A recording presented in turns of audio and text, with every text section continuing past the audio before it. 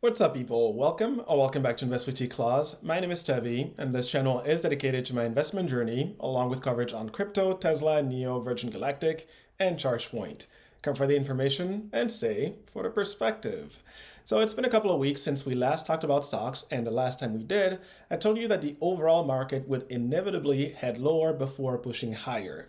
Now, if you missed that video, you can catch it here. It provides some good insight, in my humble opinion, of course, on why the market keeps heading lower, so go check it out if you haven't already. Now, we have since then made some new lows on all three major indices. The narrative that the Fed might be less aggressive moving forward and could slow down its pace of increase has now completely vanished with the strong job report we got on Friday. Now, why would that strong job report matter? It's a good question, and simply put, if you have a ton of people still employed, well then it means that they have money to spend on things, which ultimately does not help the case for inflation, causing the Fed to remain more aggressive.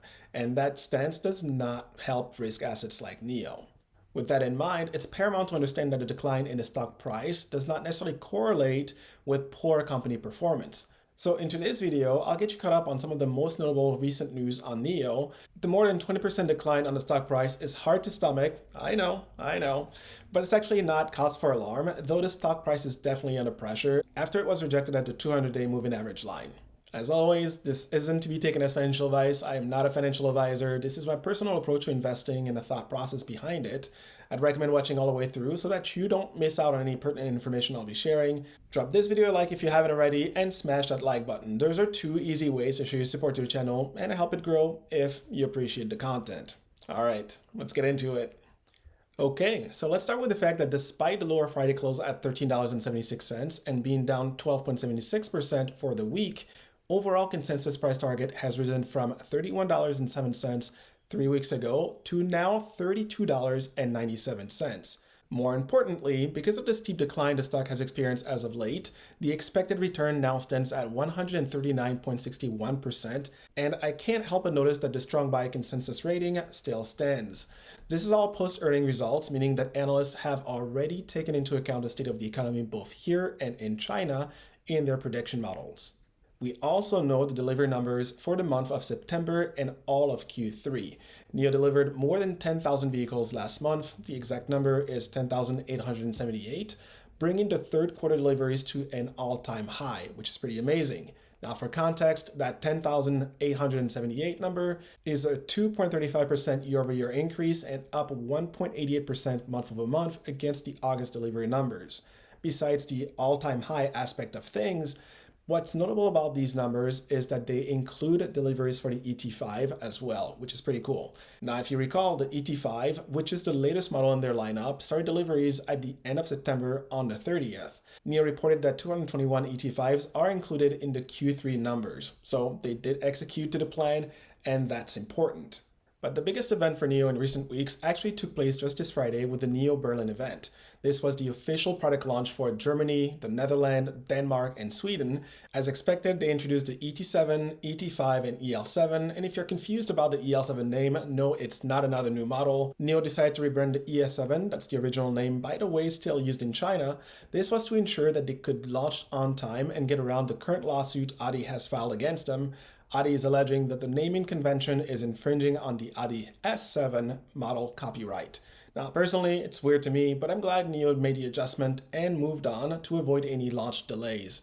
Now, one of the most interesting things about this European expansion is that, unlike in Norway, Nio is only offering the option for customers to lease the cars anywhere between 1 to 60 months per contract. William Lee stated, and I quote, "Our compelling product, game-changing charging, and battery swapping services, alongside truly innovative and flexible subscription model, will change the landscape of EVs. Our commitment to the region marks the start of Nio's next chapter in our global development." End of quote.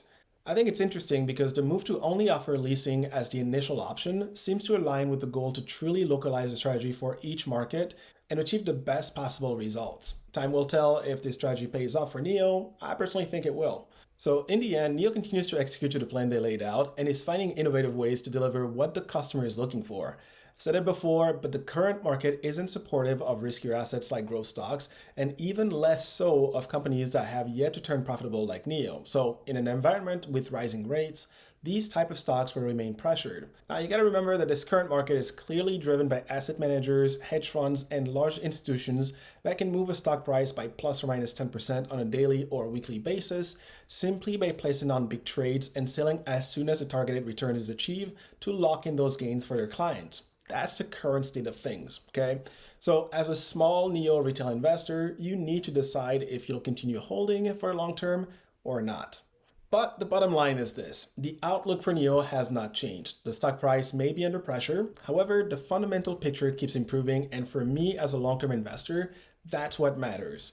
Now, the CPI number is due next week on the 13th, and it could really go either way. Whether it's lower or higher won't matter in the grand scheme of things near term, as the Fed has already basically told us that another 0.75% increase on the Fed funds rate is coming. But it is worth noting that a lower number could help improve investor sentiment and stabilize the market versus driving even lower. What I try to remember is that it's not always about buying or selling. I'm personally in a holding pattern at the moment and watching from the sideline until I feel confident that Nio itself isn't heading to a new low.